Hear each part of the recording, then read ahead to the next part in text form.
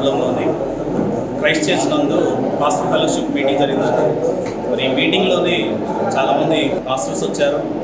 సమాజంలో జరుగుతున్న క్రైస్తవులపైన ఎటువంటి దాడులు జరుగుతున్నాయో దానికి సంబంధించి మరి మన దగ్గర కొంతమంది పెద్దలు ఉన్నారండి. క్రైస్తవులకి సంబంధించిన పెద్దల్ని అడిగి మనం ఈరోజు తెలుసుకున్నాం. జగ్గేపాటి మండల సెక్రటరీ గారు సార్ని అడిగి తెలుసుకున్నామండి. సార్, ఈరోజు జరుగుతున్న సమాజంలోని క్రైస్తవులపైన దాడులు జరుగుతుంది. దీనికి సంబంధించి మీరు రాష్ట్ర గవర్నమెంట్కి కానీ లేదంటే కేంద్రానికి కానీ మనం చెప్పాల్సుకున్నారా? క్రైస్తవ్యాన్ని ఏ విధంగా మీరు బలపరచాలనుకుంటున్నారు?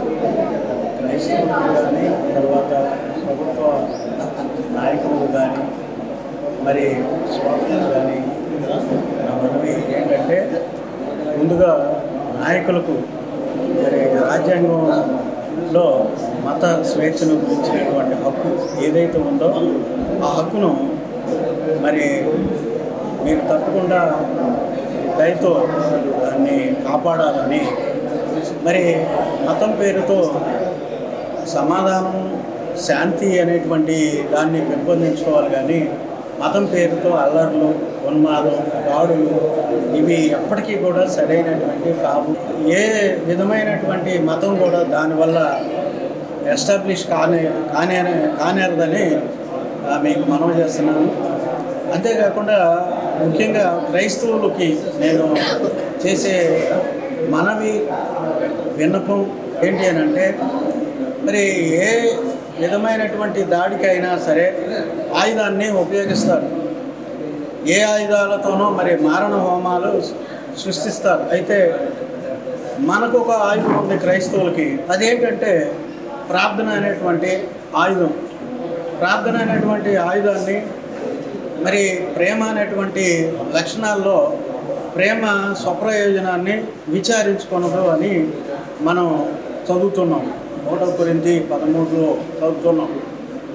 మన సొంతం కోసం, మన కుటుంబం కోసం, మన సంఘం కోసం మాత్రమే కాకుండా మరి అందరి కొరకు సార్వత్రికంగా ఎక్కడైతే మతం పేరుతో ముఖ్యంగా మరి క్రైస్తవుల మీద దాడులు అని వింటున్నాం. మరి మనము లోకమునకు వెలుగు అని చెప్పేసి కూడా మనం బైబిల్లో చదువుతున్నాం. మన కొరకు మనం ప్రార్థన చేసుకోవడం సరికాదని నేను అంటున్నా. మన సంఘం కొరకు ప్రార్థన చేసుకోవడం సరికాదని అంటున్నా. మరి తిమోతి పత్రికలో ఉన్నది ఏమనంటే, నాయకుల కొరకు, అధికారుల కొరకు, మనుషులందరి కొరకు మనం ప్రార్థన చేయటం అనేటువంటిది మరి దేవునికి ఇష్టమైనటువంటి పని అని చెప్పేసి ఎవరి కోసం వాళ్ళు చేసుకునేటువంటి ప్రార్థన అనేటువంటిది అది స్వప్రయోజనం అవుతుంది. సంఘం కోసం చేసేటువంటి ప్రార్థన కూడా అందరి కోసం ప్రార్థన చేయకపోతే అది స్వప్రయోజనమే అవుతుంది. కాబట్టి లోకమునకు వెలుగుగా మనం ఎప్పుడు ఉంటామనంటే, దేవుడు వెలుగే ఉన్నాడు.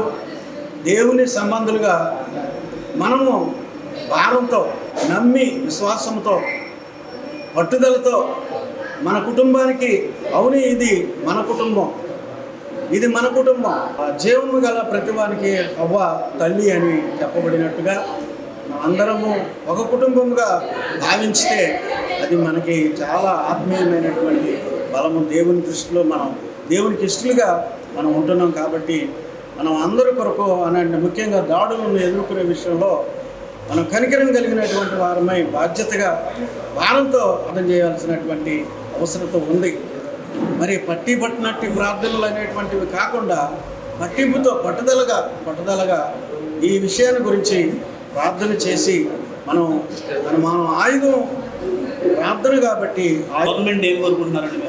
గవర్నమెంట్ కూడా ఈ విషయంలో ముఖ్యమైనటువంటి విషయం ఇది. ప్రజల ప్రతినిధులుగా, ప్రజల శాంతి భద్రతలను కాపాడేటువంటి వారిగా బాధ్యతగా ఇది ఏ గవర్నమెంట్ అయితే, ఏ ముఖ్యమంత్రి అయితే, ఏ నాయకులైతే ఈ విషయం పట్టుదలగా పట్టింపుగా తీసుకుంటారో, వాళ్ళ సొంత విషయంగా తీసుకుంటారో వాళ్ళే ప్రజానాయకులు, వాళ్ళు ప్రజా శ్రేయస్సును కోరేటువంటి వారని నాయకులు కూడా నేను ఈ సమయంలో మనవి చేస్తున్నాను. క్రైస్తవుల మీద జరుగుతున్న దాడుల్ని ఆపాలి అంటే శాంతియుతంగా క్రైస్తవులు ఉంటారని చెప్పేసి కోరుతున్నారు. మరి దేవుడు బైబిల్లో చెప్పిన విధంగా వారు ప్రార్థన చేస్తాం అధికారుల గురించి అని కూడా మనకి ప్రస్తావన చేశారు. మరి వారు శాంతితోటి ముందుకు వెళ్తున్నారు కాబట్టి దాడులు చేయకూడదని వారు విన్నపించుకున్నారు.